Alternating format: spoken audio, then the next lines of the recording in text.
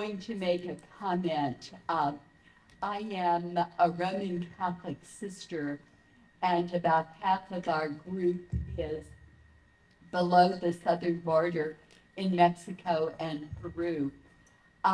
In the early 1900s, our schools in Mexico, our land, was seized by the government. But here we are with a fine school system in Mexico now. Things pass. Thank you. Can you hear me? Yeah, sure. I'm Christina Maschini from Freie Universität Berlin, Germany, from the Social Cultural Anthropology Institute. I have lots of questions, but I want to focus on one. I have a question for Aydin Inal. I really think that's great that you do this in-depth study of the schools in South Africa. My question is, targeting your research question. If you said your main question was, what influence does Gulen's philosophy of education has in the schools? How much space did you leave to the possibility that maybe it didn't have? So my research was to find out, and one of the reasons I came up with the question was the fact that I wasn't so sure that everything happening in the school was actually in line with the philosophy. And I did find, that's why I couldn't speak much on recommendations. That's what I wanted to say, is that it's not really articulated in the documents of the schools, although there are bits and pieces. But I think the schools could do a lot better by revisiting those documentations and practices. Yes, I had a question that relates to the December issue of Le Monde Diplomatique, where there is, the title of the article is Scramble to be Africa's Window on the World. And it's identifying those nations that are coming into Africa and essentially becoming very present. For instance, in addition to China, Turkey is either the second after China or the third. And it cites the fact that there are some 45, Erdogan took 59 trips to Africa in order to promote Turkish-African relationships. My question is this. I'd like to hear your opinion on how the spread of those Turkish inroads under the AK party took place, to what extent the Hizmet movement prior to that, to 2016, had established the network of schools, and to what extent it's obvious the appropriation of what had been established by the Hizmet movement is being taken over by the Erdogan government. But what I'd like to ask you is there a present conflict between these two divisions of those from Turkey being in Africa? I think it's fair for me to speak for South African example, because I'm not very familiar with others. All we know is from the media that some of the countries have agreed to seize the schools and hand them over to what we know as Macharia Foundation.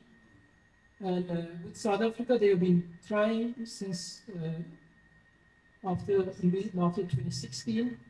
The South African government's attitude is not very different to most of the Western countries. They're saying if they are concrete evidence, come with that, otherwise we'll not entertain political talk. So when that didn't happen, the Macharia Foundation has established their own offices.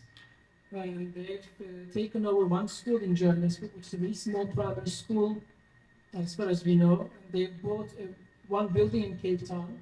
So what they're basically doing, they're trying to do their own schools because they haven't managed to force the South African government to close down Hizmet institutions. But yes, he's been to many countries, including South Africa. To South Africa, he came to the BRICS summit a couple of years ago, where They didn't really invite him very willingly, but he was invited, so he came with 3 airplanes. But the same talk they had, that he brought the intelligence, the military, and all those personnel, but the South African response has always been consistent.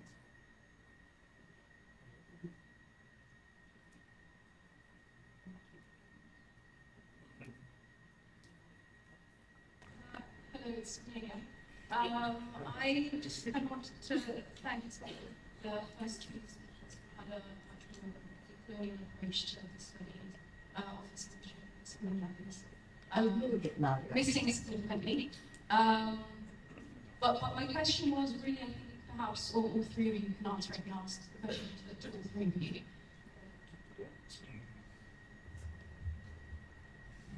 I was wondering, within the business institutions, so that's both the schools and the dialogue institution that you mentioned, the Turquoise Harmony Institute, how are decisions made? I mean, a lot of the projects that you showed illustrated a kind of very diverse, both, I'm assuming, decision-making process, which incorporates Africans into that level of higher decision-making on local. I was just wondering how that actually is in cases, because I think the case studies that you've represented really are examples for participants all across the world, because the institutions have probably first, from what I see. So if you could just comment on that, I would be inspiration. Thank you. Thank you. With regard to the Turquoise Harmony Institute and its conceptualization and implementation of programs, like I mentioned on the slide, it is done through partnerships. It's done through partnerships of organizations, NGOs, government organizations, the corporate sector, because South Africa is very unique. It is important that programs be implemented that is going to appeal to the people of the country. So that is why in conceptualizing and implementing these programs, the needs of the society, the needs of the different communities are taken into consideration in the implementation process. So there's a wide consultation process, regular meetings with stakeholders before programs are implemented. Because like I mentioned, there's thematic programs throughout the year. June is Youth Month. September is Heritage Month. August is Women's Month. March is Human Rights Month. So based on that, the programs are conceptualized and implemented accordingly. Can I ask a follow-up question? By decision-making process, I mean, who's the individuals or kind of committee who decides whether that month is youth month or whether which partnerships to go to? So the main kind of decision-making mechanisms within the institution or institution. Is that just to each people or is it a more diverse? Well, specifically to Turquoise Harmony Institute, obviously it's an established organization. There's a board, there's management structures, there's institutional directors, we've got an executive director sitting right over there. So we have our regular meetings. If it is just to do programs, say we want to undertake a certain panel discussion, and that's usually we discuss with our advisory board. There's an advisory board consisting of local, all local individuals from academia, media, civil society, etc. Or if there is, let's say, a funding is needed for a refugee concept, then it goes to the board, and then we speak to funders. So there is standard structures. For the schools, I have specifically asked the question, what do you think about the decision making at the schools when I talked to the teachers and administrators, etc. Most of them have felt they could influence decisions. They have normal management in staff meetings. But obviously, certain times they felt that it was more of an executive decision at some stages, where it wasn't open for discussion. But with challenges, it feels there is a degree of consultation.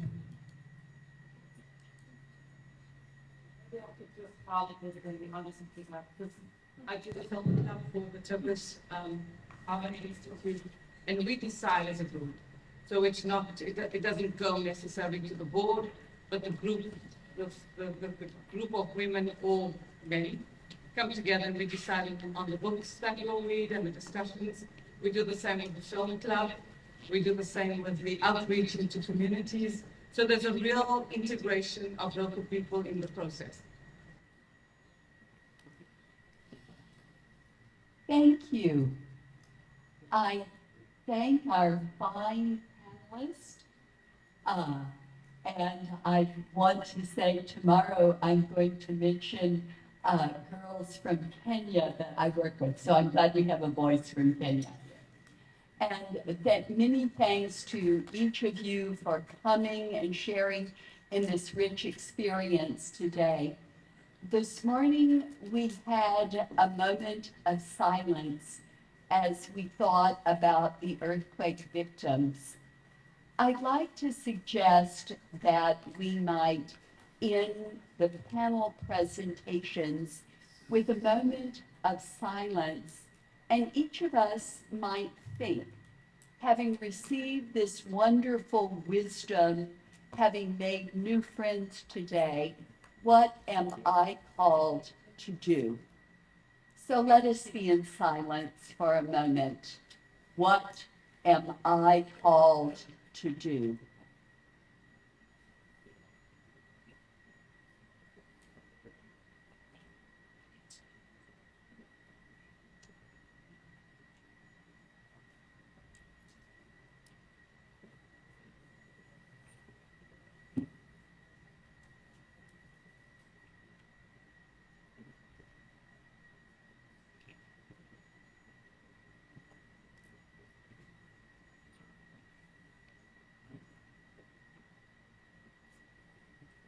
Thank you for being here and look forward to seeing you at 6 o'clock for the conference reception in Scott Alexander.